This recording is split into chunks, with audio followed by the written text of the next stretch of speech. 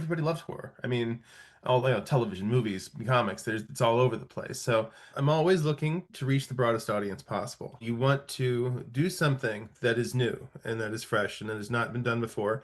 That appeals, if you're doing queer comics, appeals to the queer community and addresses queer experience, but you also want to get the broadest audience possible. I always say that, horror by definition is a genre of otherness and a genre of subversion. And queer people inherently understand what it is to be othered, and queer people understand what it is to be treated subversively by society. And so, one of the things that I am always quick to point out is that in so many ways, the term queer horror is almost a redundancy. Hi, I'm Tara Madison Avery. I'm the publisher of Stack Deck Press, a cartoonist and editor.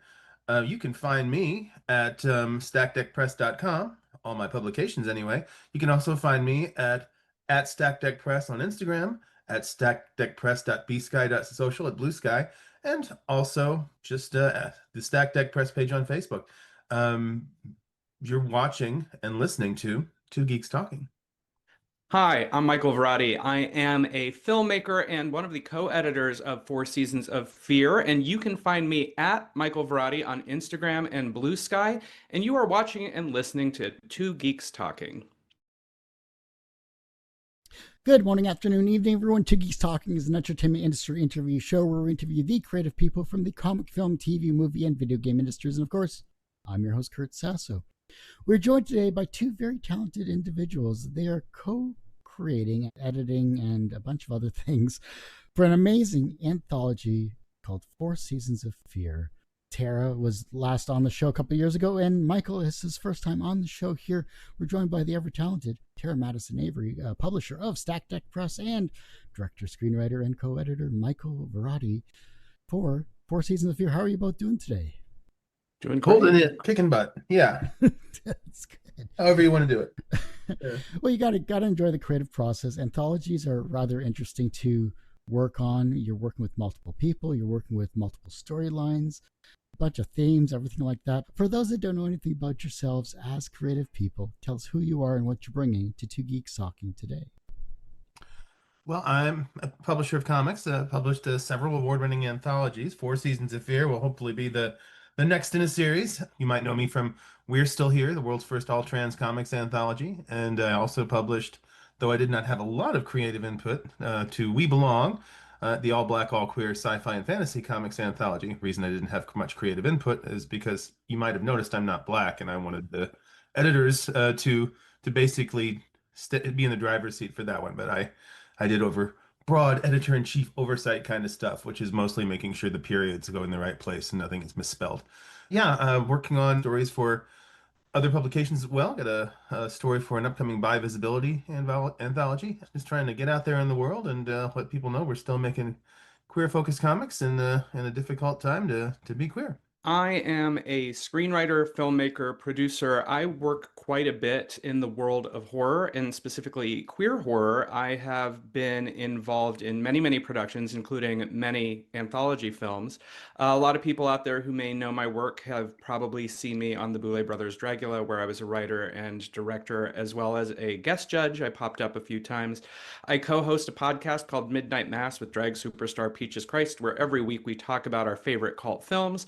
One of the big connectors of this is Tara and I met through Prism Comics and our time in the trenches of conventions. San Diego Comic-Con for I think close to 15 years now, I've hosted the queer horror panel, which has grown in size and attendance in the time that I have had the honor of doing so. At one particular San Diego Comic-Con, Tara and I were speaking about anthologies, decided that maybe we should do a queer horror book together, and this is the genesis of that. I love that. I think that's amazing here, and that's actually dives into my first question. What is it about queer horror that you kept circling back to that you just couldn't let go of in the creation of this anthology? Well, I think it's more of the macro connection to queer horror. I always say that, horror by definition is a genre of otherness and a genre of subversion.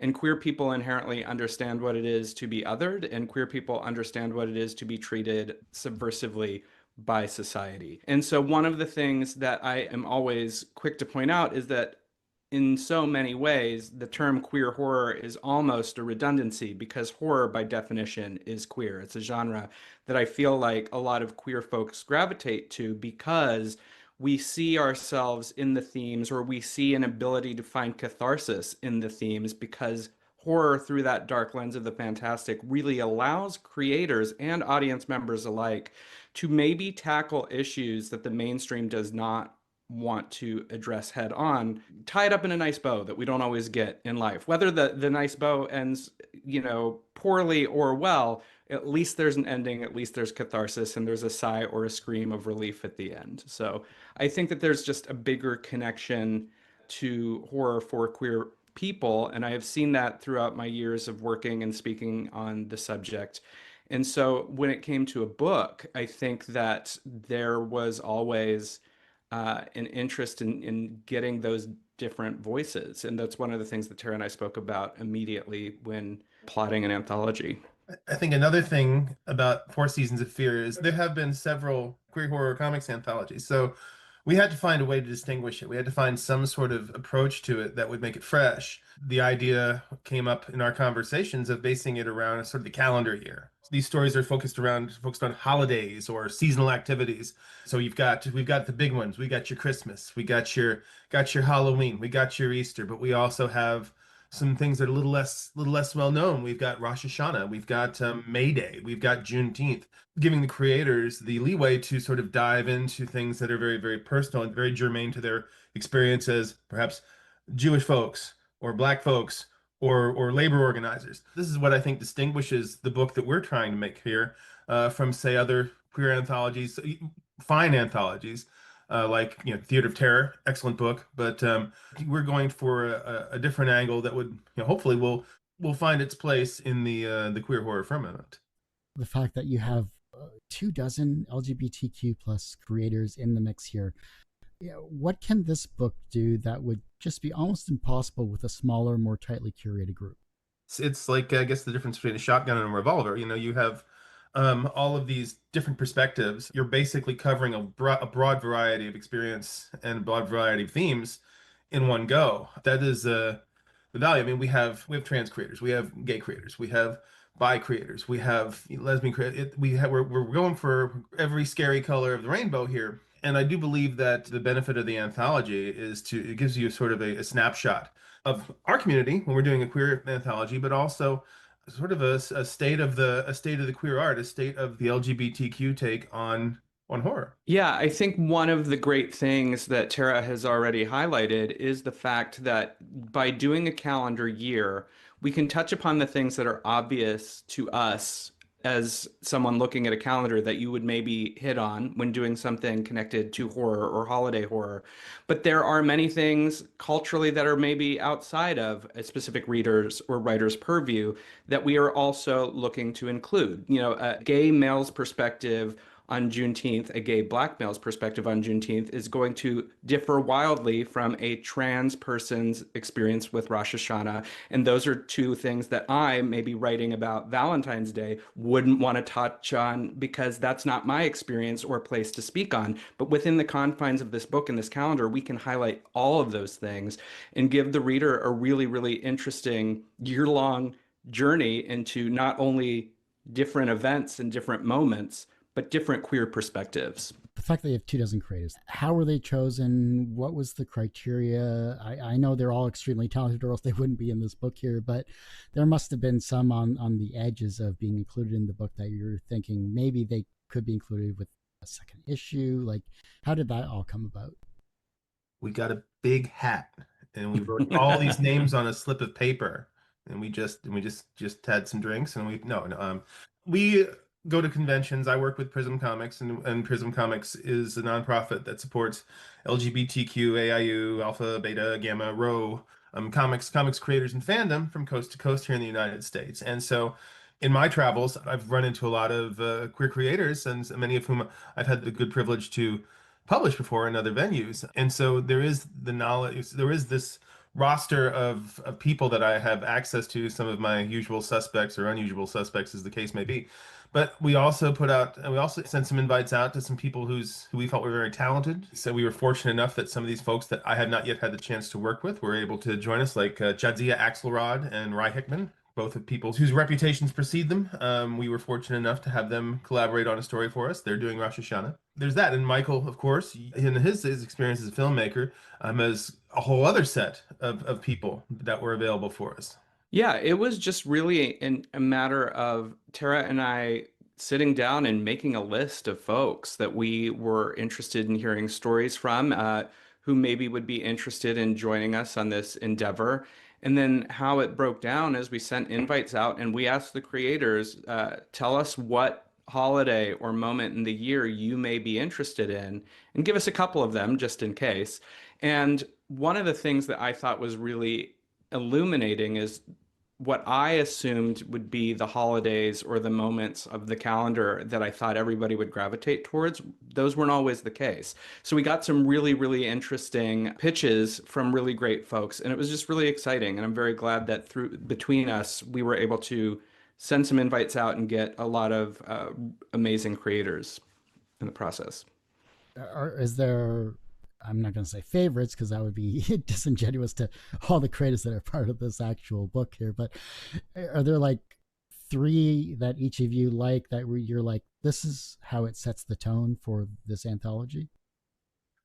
I would say this, yeah, they're all my children, and I don't Yes. have favorites. But if you're looking for things that may be emblematic or particularly grabbing, I think that the three that I gravitate to, I think that David Boer's story about going back to school is an interesting take on things. And I really think it's kind of exciting. Juan Mance, one of my unusual suspects who tends to pop up in a lot of my publications, is doing something about voodoo, about Bear Insomnia and its association with events in the month of March. And if I were to go for a third, I think that Victor Kearney and his artist, I don't know how to pronounce the name. It's a Portuguese artist, but just beautiful stuff surrounding Christmas, a sort of a Christmas carol gone bad, if you will. That I think really those three kind of give us the broad range of the things that we're covering here. Yeah, I, in my life as a filmmaker, have a very interesting split personality where I do a lot of horror films, but I also do a lot of holiday films. And I have a whole other career writing holiday rom-coms for television. It's not a secret. I talk about it at conventions all the time, but people are always amused by this. But because of that, I have a great affinity for stories set at Christmas. And I, of course, love holiday horror. One of the reasons this book even kind of came about conversationally is I'm obsessed with horror stories that fit a specific time of year, but I love Christmas horror, and the work that Victor and his artists are doing is just really, really got me excited. Much like Tara, I would have a hard time choosing three favorites because everybody brought their A game, and I'm not just saying that. I think there's really, really amazing stories and really unique stories that I get excited every time I go through the pages. I would like to highlight that Sonia Saturday's July 4th story is one that I was really excited about because July 4th was a holiday that when we started going out to artists, I did not think anybody would pick. And almost immediately, Sonia came back with an idea. And I think, sort of in this moment in time, politically and being queer in the world, a July 4th story actually made more sense than I think I thought I realized. So I was thrilled that she tackled it and she did it in her way, which I absolutely love. And I think, yeah, I don't know if I can single out any particular ones because I love everybody's work so much. Because I'm also in the TV and film industry as well as a DIT there, and I love the fact that the horror genre was severely panned by professors at university and things like that. They thought it was a lowbrow type of a style of medium, which I completely disagree with. I think it has its place in cinema for sure, or else we wouldn't have amazing films like Dracula, among other things. But I digress. The fact that you've dissected horror for many years on screen and through your podcast and through what you're currently creating here, when did you start thinking in terms of panels and page turns and static images instead of just shot lists and edits? That's a great question. I think that Ultimately, I just love the medium of storytelling. And I think that when given the opportunity to tell a story, I will take it no matter the form. But I have always been a fan of comics. I love comics. I think that there is a great grand history of horror comics. From EC to Marvel having Dracula to all sorts of different things that are happening today. David Dastmalchian, famous horror actor, is doing his own horror comic at Dark Horse. David Booher does horror comics. Casey Gilly does horror comics. My pal Adam Caesar, who wrote Clown in a Cornfield, did a Dark Horse series called Dead Mall that I'm currently adapting for screen right now. Horror is a great part and parcel genre for the comics medium. And as a horror fan who also grew up reading comic books, I'm actually surprised it took me so long to get there. So I think that it just was a inevitable conclusion. And what I think is exciting about it is there are things that you can do on a page that you just logistically can't do on a screen, which means you can expand a story in stranger ways, I guess I'll say. So, Tara, with Slack Deck Press, you've been doing this for a number of years now. You've had a lot of strong anthologies and a lot of amazing single issues as well, too, throughout your many years here. What was one problem or gap that you wanted Four Seasons of Fear to solve that earlier queer-centered anthologies didn't fully address? Well, I'm always looking to reach the broadest audience possible. Got to thread the needle. You want to do something that is new and that is fresh and that has not been done before, that appeals if you're doing queer comics, that appeals to the queer community and addresses queer experience, but you also want to get the broadest audience possible. So I do believe that horror was something I really had not tried as a genre. I don't have anything like Michael's experience with the genre. It is not something that I am a longtime devotee of. Michael mentioned EC comics. I've read my share of gory EC comics, and I do remember that few issues of Ghosts that my brother had, the DC's horror comic from the 70s, handed down to me when I was a kid, really sent chills up my spine. Maybe that even scared me so much that I didn't return to the genre right away. But yeah, I thought that you know, this would be a chance to hit a wider audience. I mean, last anthology would come out and play the Queer Sports Project. It's about sports comics, and it's gotten critical success. It's up for a Lambda Literary Award, all that. You might have noticed that they don't make a lot of sports comics in the United States anymore. That's a very thin slice of bread there. It's a very niche audience. Or horror is everybody loves horror. I mean, all television, movies, comics. It's all over the place. So I thought that this would be a great way to sort of cast a wider net, work a different part of my creative brain than I'm accustomed to doing, and yeah, I'm even contributing a story to this with a historical interest, shall we say, about the ancient Roman precursor to Valentine's Day, which is pretty much a horrific event in itself. So just trying new things and looking for new readers, but trying to stay true to the queer experience. Okay, that's really good. What's the most misunderstood aspect about the horror genre that people who don't follow it misunderstand? I think it's exactly what you said. It's often dismissed as lowbrow or populist and not often treated with the respect that maybe some other genres are.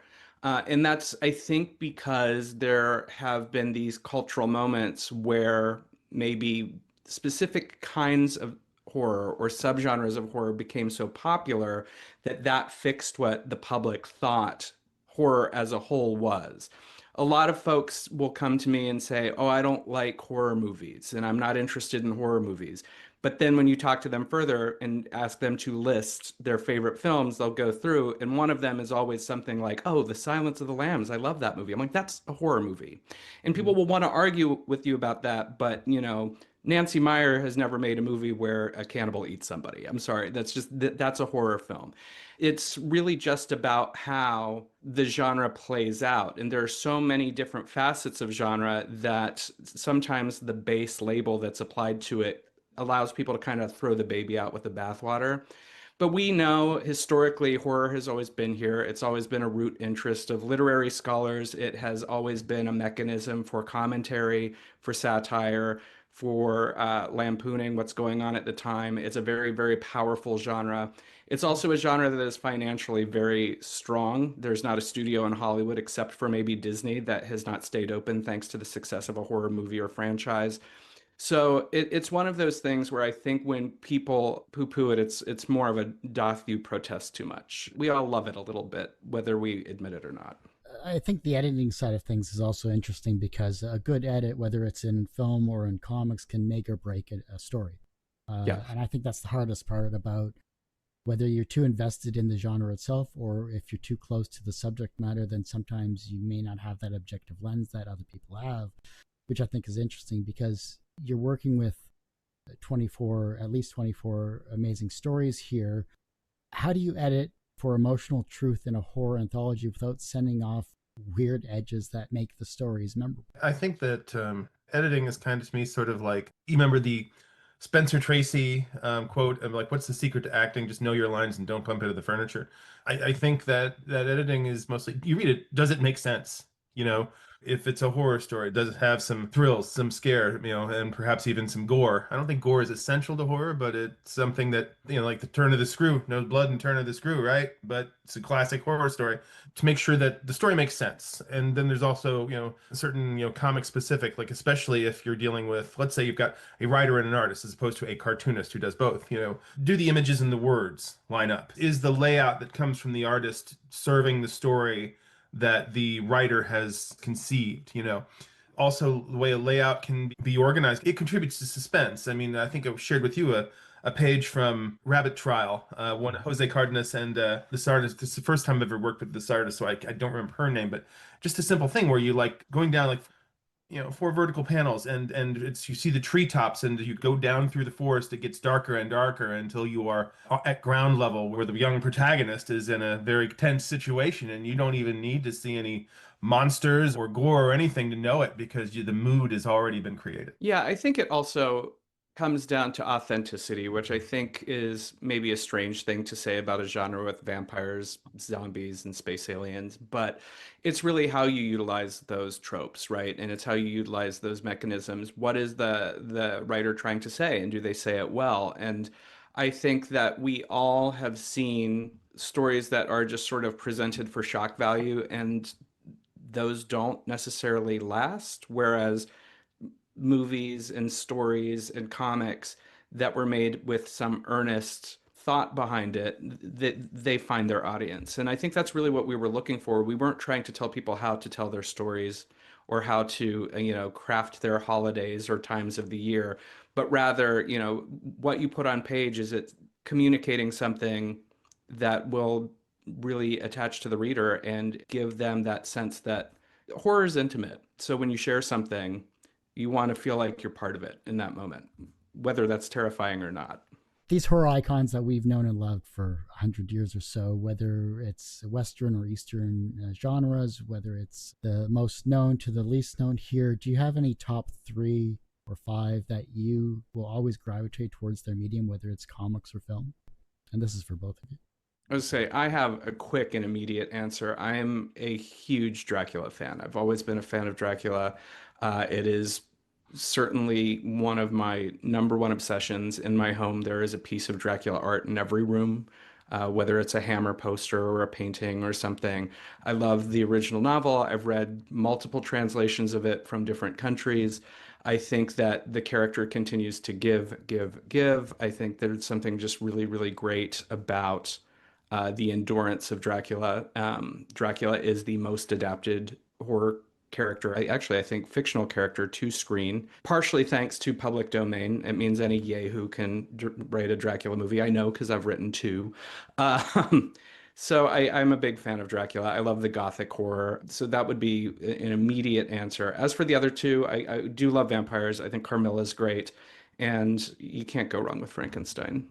My entry to the world of horror was Universal Monsters stuff, and like I was like in the 70s on Saturday afternoon, there were horror movies, a lot of Universal Monsters stuff on Channel 20 on the UHF channel. A friend of mine and I would sit in front of the television and watch the old black and white universal monsters, and Frankenstein was always the one that spoke the most to me. The sort of the misunderstood, bruiser who doesn't realize how frightening, or and perhaps occasionally how what the consequences of his actions might be. Beyond that, I think that the movie that has scared me the most ever, probably also has certain overlap with science fiction, is that the 1978 version of Invasion of the Body Snatchers. I still have nightmares about that to this day because just the whole notion that you could be surrounded with people who look and behave just like normal people, but are very much not your friends, very much not who you believe them to be. In a time of paranoia and political crisis as we're going through right now, I think that the experience documented in something like Invasion of the Body Snatchers, which has now been made the original one from the 50s, and like three more remakes, and they keep coming back to the same story. It was just the Donald Sutherland, that bit that really scared the pants off of me as a kid. It keeps coming back. It keeps every era, its relevance is reimagined for a new audience. Do you find that these reimaginings, do they still hit like the original, or is it just someone's take on a medium that's already been done to the point of maybe homage is no longer possible?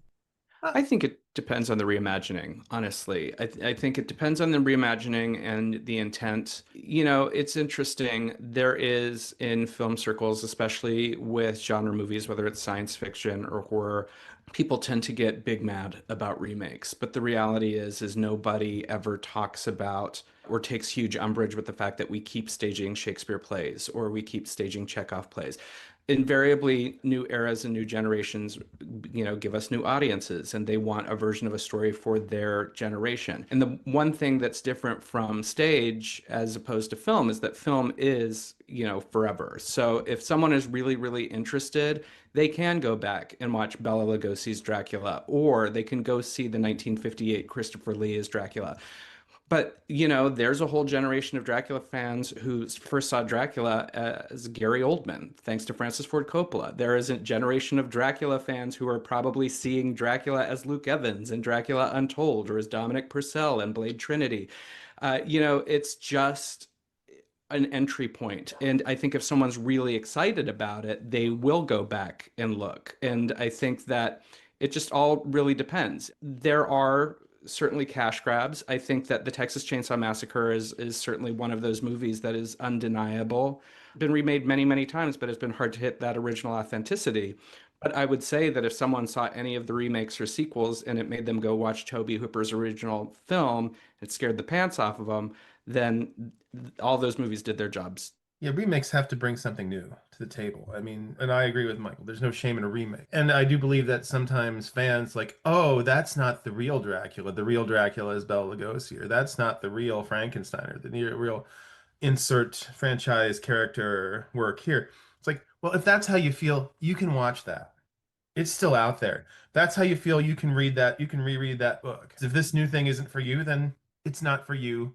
Let it speak to the people who it's supposed to speak to, and I think that that's not just something that's true of remakes, but it's also true of like queer cultures too, like queer comics and movies and other media, is that's like, well, I don't like it, so and so is not, this character is not supposed to be queer, this character is not supposed to. It's like, okay, fine, then go read the old stuff that keeps you in your safe space if that's how you feel about it. Earl Stanley Gardner said, like, he was famous mystery writer, had a lot of his books adapted for movies, and of course the necessity of putting a novel on screen is that you're going to have to make a lot of adjustments and fit for time, fit for medium, and all that stuff. And the Gardner superfans are like, gosh, Mr. Gardner, aren't you just shocked at what Hollywood's done to your books? And then he turns to the collected group of journalists and gestures toward his bookcases. I didn't do anything with my books. They're all right there. If an adaptation or injecting a sort of queer element in something makes you uncomfortable, well, then just go back to the one you like and leave everybody else alone. I was going to say, in terms of from a Dracula standpoint, Renfield with Nicolas Cage. Mm-hmm.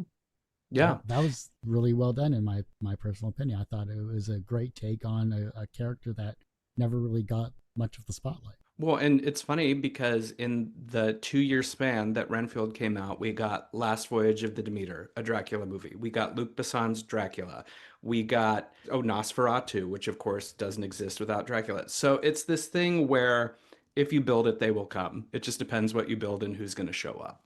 The Kickstarter is currently ongoing. Supporters are obviously a huge factor. Getting those notifications and before the pre-launch actually happens is always a huge factor. How are you engaging with not only yourselves and social media and everything along that line, but how are your 24 other creators also engaging in regards to the promotion of this amazing anthology? We are aiming for a launch within the next few weeks. A lot of the pieces in place. We're just preparing some promotional materials, basically with sample art from creators. As more of that rolls in, it gives me the opportunity to sort of flog that. We're going to lean into it pretty hard. We would like to have that thing launched, say by, I think the latest launch date would be the 28th of April. We don't want to go too fast, but we have gotten some initial interest. We were getting some people who are signing up for notifications about the book already. That is always a big help. So because if we have enough people who are already signed up for updates, that means when you switch it on, you have a large amount of people who are ready to participate, ready to back it, ready to crow about it to the rafters. So we also have an advantage. Kickstarter crowdfunding with an anthology is a great thing. If you have a work that's just one creator or one creative team, you have that creator or creative team's fans, and that is your base. That is who you're reaching out to. When you have 24 people and you're doing a Kickstarter, you have all of the fans, all the followers of that group of people. It is the sort of a built-in advantage of doing an anthology that when you're crowdfunding, you're drawing from a whole lot of individual ponds of support. We want them to post, once or twice a week. You want them to let their fans know that Four Seasons of Fear is their current project and that it's something different, and new in both horror and queer comics. The crowdfunding experience can be a grueling one. People get tired of seeing you on social media sometimes, but I guess an advertising never hurts to saturate the media environment with your product and your personal charm. So you're going to see a lot of us as this progresses on social media, telling people how awesome we are. We're gonna try to get all of our individual fans, followers, and journalistic cohorts involved in the process.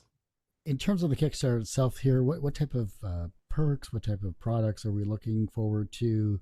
Hardcover, softcover, like what's the overall layout of this amazing campaign?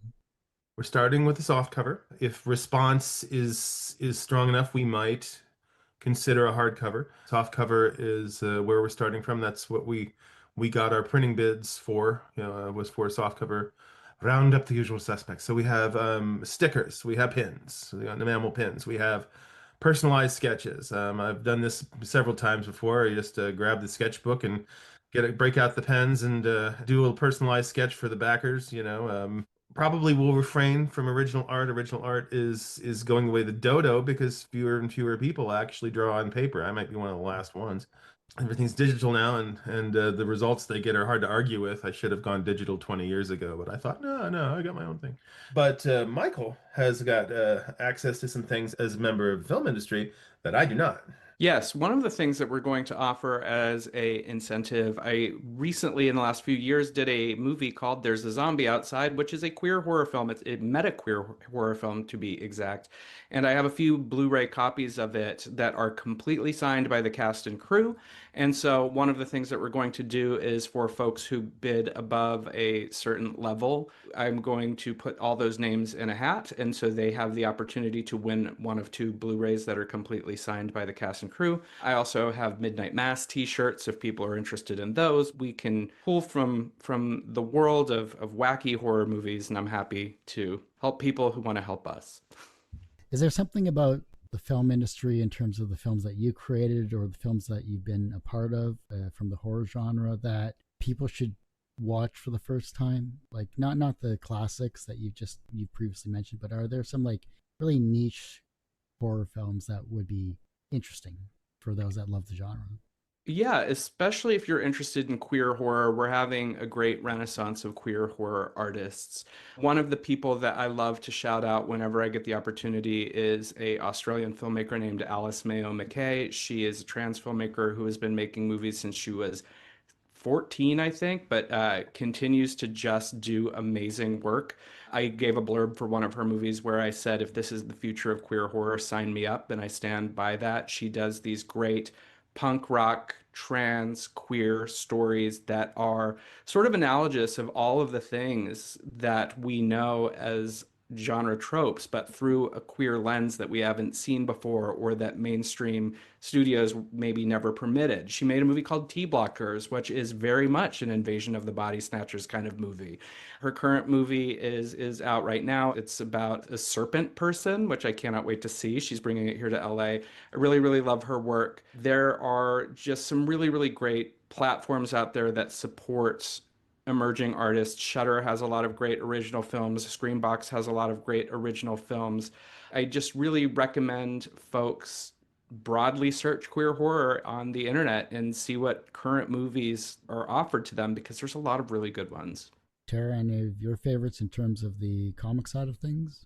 This might be a little niche, but I do think of it as a horror story. It's going back a few decades, but Jaime Hernandez's Flies on the Ceiling, which is a short story about the character Isabel Rubens as, the tortured writer in Jaime's sort of locus también milieu, and she is racked by guilt over a failed marriage, over an abortion, over many, many things. And she is sort of pursued by like a chicken-footed demon throughout the entire thing and takes different forms every time she sees it. She goes back to Mexico to sort of face her fears and, and come to peace with herself and her origins, etc.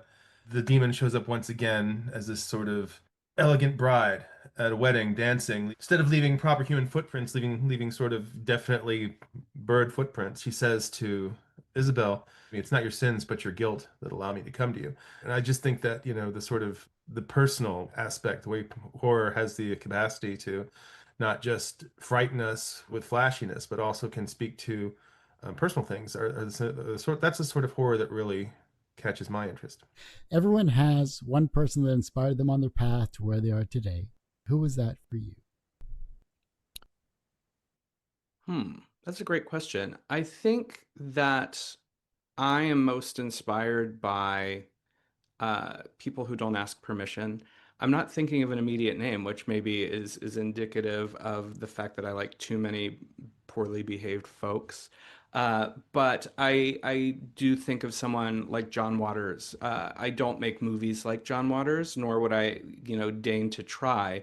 But one of the things that I've always admired about him as a filmmaker and artist is that he firmly decided what he was going to do and he did it. The system be damned, the studios be damned, and he made it work. I often speak to filmmakers who are trying to find their footing, and there is this fear that I encounter a lot, that what if they make something that people don't like, or what if they make something that doesn't catch? Well, the truth is, if the worst thing that happens to you is you made a bad movie, so what? Because at least you made a movie, and it's been my experience that all art eventually finds its people. And if your work affects even one person, then your job as artist is done. Of course, it's nice if that one person is 10 and those 10 people are 100 and those 100 people are 1,000. But once you create something and give it to the world, if it touches one life, you've done a great job. And I think that one of the really wonderful things about spending time in the world of cult cinema and having these conversations that Peaches and I have every week, that I talk about on panels, that I tour and speak at theaters about, is that art ultimately is personal. You cannot worry about making art for the masses, because if you make something for everybody, then you've made something for nobody. Make it for yourself first. Make it for that person who needs it, and it will find its place. And so people like John Waters, who just decided to do the damn thing and got a group of friends together who were like-minded to do it, I have to admire that. From a professional standpoint, you've been in the film industry for a number of years. You've been in the comic industry as well. You've basically worked in almost all forms of entertainment. I'm expecting you to get a musical created at some point in time, maybe. Is that possible? Yeah, you're thinking about it. That's good enough for me. So Sure. From a professional standpoint, you are successful. Do you consider yourself personally successful? No, but I don't know any artist that does. I think that I have had successes. I certainly have had those moments where I feel like I've had a win. But I think the truth is, when you are a working creator, there are so very few of us who crack that like 1% where you just feel like I made the thing and now I can stop. And I think if someone feels like if they made the thing that now they can stop, then that's a mindset I don't understand. I think people who are driven to tell stories, to create, we can't help ourselves. We can't rest. We have to keep doing it. And so I feel satisfied and happy with stories that I've made. I feel like some of them have been successful. But when I wake up in the morning, I feel like there's more to do. I feel like there's more to achieve. I feel like there is always another hill to climb. And so I think that I've had successes, but I don't know that I'll ever be satisfied enough to say that I'm successful. The reverse of success is failure. How do you deal with your failures?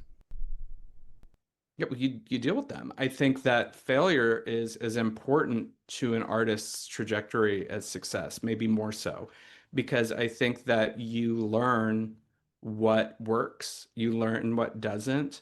And sometimes the beautiful disasters are terrible in the moment, but lead to the more interesting inspirations and stories later, because I think that sometimes we allow ourselves to become so consumed by the idea of something not working or something failing. And it is so crushing and crucial and huge in your brain, but at the end of the day, we get to tell stories. We get to play pretend. This is, a career path we've chosen where make believe is a big part of it. And when you are away from the thing that upset you so, you can learn from it. Maybe you can laugh at it, and maybe you can apply it to the next thing while realizing that it's both completely serious to you and not so serious in the grand scheme. And maybe those are the things that help mend your broken heart. I don't know. The younger generation is looking at your work and they're becoming inspired to be creative in their own way, whether it's as a director, an editor, a comic writer, or a writer in general. Maybe you're inspiring them down the path with your own works, even with your own conversations with them as well too. How can they inspire the generation that follows them? Honestly, the best thing you can do is make the damn thing. That's what I always tell people. I think sometimes about a college talk that I did up in Sacramento a number of years ago, and a student asked me, "What if I can't make my movie for less than $5 million?" And I remember telling him, "Well, just make it anyway." The reality is that no one's just going to hand you everything you need for the art that you want to create, especially first time out. Maybe you think you can't make your movie for 5 million, but the truth is most people never get that amount of money. Some people make their movie for 5,000, some people make their movie for 500, but if you don't make something, no one's ever going to know what you're capable of. Even if the thing you make is flawed, at least you have something to show. At least you have something to be proud of. At least you've created. I think that it ultimately is an issue with so many folks who are waiting to start, is they're waiting for the right moment, but there's never a right moment. And I think it was Lemony Snicket who said, "If you are waiting for the perfect time, you'll be waiting for the rest of your life." So my feeling on it is, don't wait, make something. And even if it's not the thing you wanted to make, you will learn something from the process of doing and the process of creating that you can then apply to the next thing. It's to make art, to be a creator, is to be constantly a student, to be constantly learning, even from yourself. So if the younger generation wants any bit of advice, just go do it. If your life was a comic book or a film, what would its title be? And what would its soundtrack be?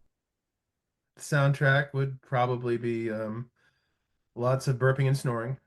I guess would have to be I guess we call it late nights and heavy mornings would probably be the name of the autobio comic I will never write. No, that's not true. I do plenty of autobio comics. usually short form. But yeah, I would suppose that would be. Well, my last name is Varrati, so I've always joked that my biography, in whatever form it takes, should be called Varrotica. As far as music, a soundtrack, I don't know. I definitely was that kid and teenager and still like would probably do this if my back didn't hurt so much all the time. That would go to punk shows in basements and garages and like in the weirdest far-flung spaces. So I'd probably want some weird punk band or a really queer punk band. Verotica as soundtracked by Pansy Division. That would be make me very happy. So Nice. Awesome. Oh, well, I hate to say this, Tara and Michael, but that ends this particular episode of Two Geeks Talking. I want to thank you both so much for being on the show. Thank you. Thank for you. having us. Before I let you both go, where can we find you? How can we support you? Of course, where is this amazing Kickstarter campaign and anything else you both would like to promote? You can find Four Seasons of Fear on Kickstarter. We can provide a link to you so that you can share that with your viewers and listeners. You can find all of my publications at stackeddeckpress.com. I'm often found wherever you will find the organization Prism Comics at conventions across the country. You can find me on social media on Instagram at StackDeckPress, on Blue Sky at stackdeckpress.bsky.social, and on Facebook, Stack Deck Press page. Just search for it, and that's how you'll find me. Yes, to reiterate what Tara said, please check out the Kickstarter. Please consider donating. Thank you for supporting us. And that would be the place I would urge you to look first, especially if you're excited about this project. You can follow me at Instagram and Blue Sky at Michael Varrati. As for other things, you can look on IMDb. All of those movies are out there somewhere.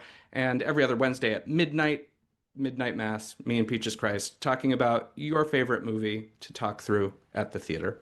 Well, like I said, that ends this particular episode of Two Geeks Talking. You can, of course, find this interview and over 1,200 plus others, because I've lost count, since 2008 on our YouTube channel, youtube.com/TGT Media. The podcast you can search by searching Two Geeks Talking. That's TWO Geeks Talking, wherever you get your podcasts. And as I say every week, everyone has a story to tell. It's up to me to help bring that out. Thanks for listening and watching on Two Geeks Talking.